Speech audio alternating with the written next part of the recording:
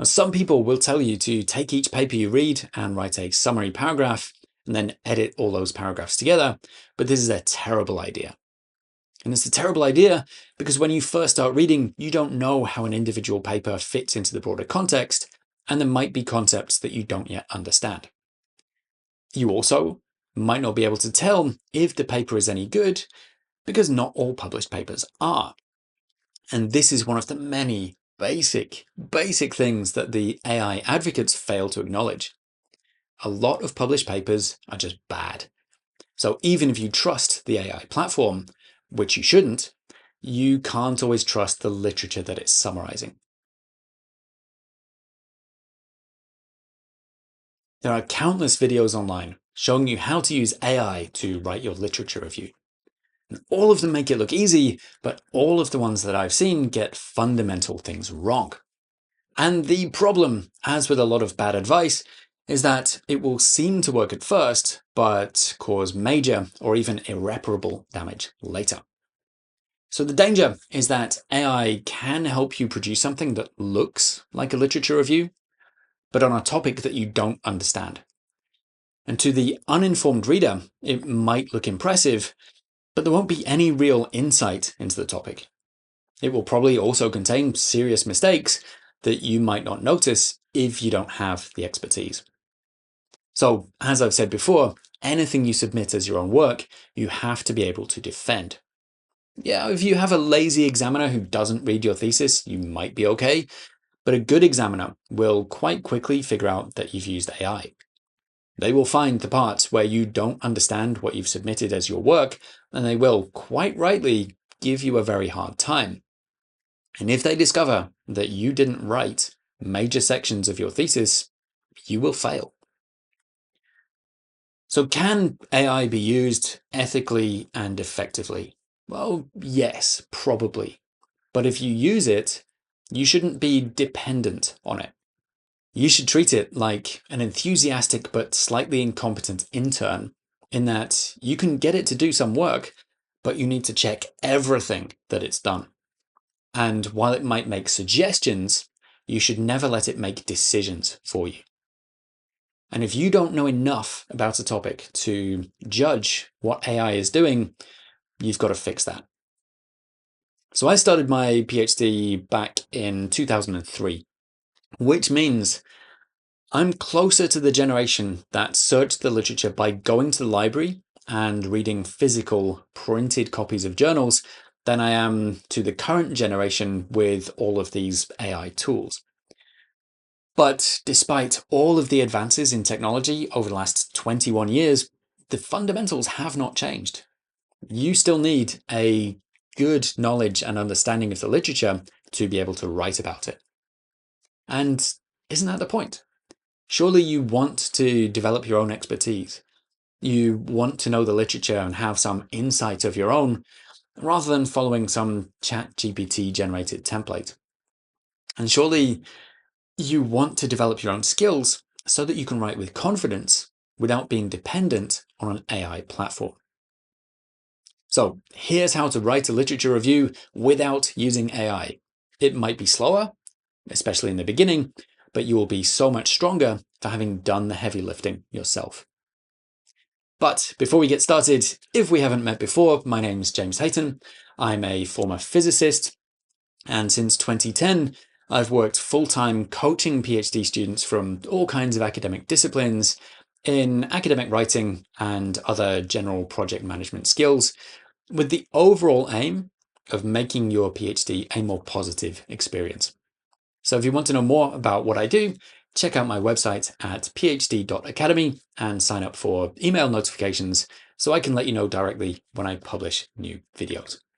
For this video, I'm going to assume that you already have some idea of what you want to study. But if you want to know how to find, or rather develop, a research topic, then leave a comment below and I'll cover it in a separate video. So I'm going to start with a fundamental rule, and that is to never write anything that you don't understand yourself. Now, some people will tell you to take each paper you read and write a summary paragraph and then edit all those paragraphs together, but this is a terrible idea. And it's a terrible idea because when you first start reading, you don't know how an individual paper fits into the broader context, and there might be concepts that you don't yet understand. You also might not be able to tell if the paper is any good because not all published papers are. And this is one of the many basic things that the AI advocates fail to acknowledge. A lot of published papers are just bad. So even if you trust the AI platform, which you shouldn't, you can't always trust the literature that it's summarizing. And if you follow the standard advice of writing these summary paragraphs or taking key points and then paraphrasing them without understanding them, you will fill pages with content that looks like a literature review, but you will know deep down that you don't understand what you're writing about. And if you have any kind of imposter syndrome, this approach is just going to make it worse. So we have to build some knowledge and understanding of the literature before we can write about it with any confidence. And this means forgetting about writing, at least initially, and taking some time to just read. Now, I can't give you an exact step-by-step process here because it will vary depending on your situation, your current level of knowledge, the state of your field, and what you need to find out. So if you want a process that you can just follow from start to finish without thinking or using your own judgment, it doesn't exist, whether you use AI or not. But there are general principles that you can follow and adapt as your needs change over time. So generally speaking, there are different levels of knowledge that you need to develop. So let's start with the broad picture. So this is an understanding of the trends and debates and the kinds of problems people are working on. So we're not too worried about the details of individual papers here because initially we're just getting a low resolution picture of the field. And you can usually do this fairly quickly. So if you take a handful of recent papers on a specific topic and just read the introductions, you will probably notice that they all say similar things about the current state of the field. So they will mention the same problems or ongoing debates. They will mention many of the same concepts, and they will refer to the same key papers. For example, one of my projects involved looking at silicon nanoparticle luminescence, basically getting silicon to give off light. Every single paper said the same thing in the introduction, that there had been a surprise result, that others had reproduced it, but nobody knew the underlying mechanism. And if we could figure this out, then there was huge technological potential. Now, there was a lot of heavy technical detail behind it, and there were many different experiments and proposed theoretical explanations, but the basic story is easy to understand. And the key paper that everybody referenced was by Canham, a name that I still remember 2 decades later, even though I haven't looked at the topic since. I don't remember all the others, but I remember that one. And this brings us to the next key point. Not all the literature is of equal value. Most papers will have very little impact on the field, but there will be a few that have disproportionate impact. Perhaps because they made some major discovery, or invented a new technique, or developed a new theory. And these get cited far more than anything else. And if everybody else is referring to these people, you need to know who they are and what they did that was so important. And this brings us to the next rule. You should always go back to the original source and check what they actually did and said. Because when somebody else summarizes a paper, unless they quote directly, there is always a subtle change. Now, in some cases, the secondary source explains the concepts better, but I've seen so many instances where they get it wrong, and then other people have cited the secondary source. So it's always a good idea to go back to those key original sources and try to understand what problem they addressed, what they did that was new, and what influence this had on the field. And although it's important to take some time to try to understand these sources, you maybe don't need to get too lost in the detail, because you can always come back to these sources multiple times throughout your PhD. And if you come back to a paper a few months or years later, after reading a lot more, after conducting some of your own research, you might have a very different understanding of it. So a quick side note here. Years ago, I saw a professor on Twitter saying that they only ever read anything once. And I wish I had saved it, because it was such a perfect example of the kind of misleading bullshit that you see online from people who really should know better. Any professor who says they only ever read anything once is either a genius, is lying, or is really bad at their job. So you can and should come back to the most important sources and read them multiple times, because your perspective on them will change as your expertise grows. So as you build this initial picture of the field, the general trends and debates and the key influential figures, you will inevitably come across concepts, theories, and techniques that you don't understand. And it's worth taking some time to try to understand some of these. Now, you will need to be selective and prioritize here to avoid getting overwhelmed.